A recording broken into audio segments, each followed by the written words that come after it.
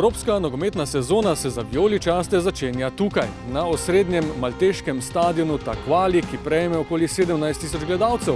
Na jutrišnjem prvem kvalifikacijskem dvoboju za Ligo prvakov med Birkirkaro in Mariborom jih bo bistveno manj, napoveduje se le nekaj tisoč, zato slovenskih prvakov ne čaka nič kaj peklensko vzdušje.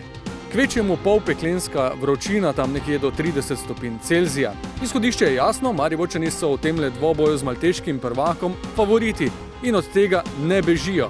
Se pa zavedajo, da bodo morali za ugoden rezultat odigrati resno, zbrano od prve minute tekme.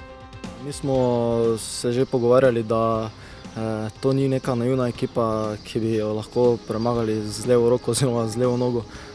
Mi bomo sigurno šli resno v tekmo, kot da igramo proti Tottenhamu.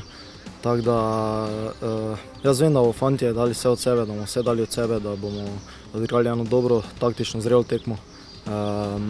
Dodali v napadu tisto, kar imamo, kar nas krasi, ta ekipni duh, ta tempo, ki ga imamo v igri, in jaz verjamem naš uspeh.